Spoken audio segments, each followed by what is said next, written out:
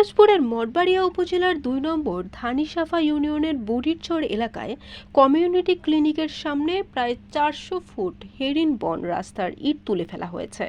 স্থানীয়দের অভিযোগ, সেচ প্রকল্পের কাজের নামে এই রাস্তা অপসারণে জড়িত ওয়ার্ড আওয়ামী লীগের সভাপতি আবুল কালাম আজাদ। এতে চরম দুর্ভোগে পড়েছেন রোগী ও সাধারণ মানুষ। স্থানীয় বাসিন্দারা জানান, রাস্তার দুপাশে পাইপ বসানোর জায়গা থাকলেও পুরো রাস্তার ইট তুলে নেওয়া হয়েছে। প্রায় ১ মাস ধরে চলা এই অবস্থায় ক্লিনিকে যাতায়াতে ভোগান্তি পোহাতে হচ্ছে রোগীদের। কৃষক কালাম হাওলাদার অভিযোগ করেন, মোমিন মসজিদের নাম ব্যবহার করে বিভিন্ন সময় সরকারি বরাদ্দ এনে কাজ সম্পন্ন না করার নজির রয়েছে। কত টাকা জেনেছে ওদের দেয় দেয়া অনেক পুঁজি জোগাড় করছে।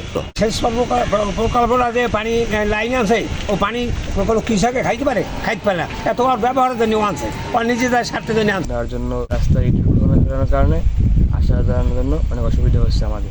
অভিযোগের বিষয়ে আবুল কালাম আজাদ দাবি করেন, ইট সরানোর অনুমতি রয়েছে, তবে বিএডিসি প্রকৌশলী রাজু বলেন, রাস্তার ইট সরানোর বিষয়ে তিনি কিছুই জানেন না।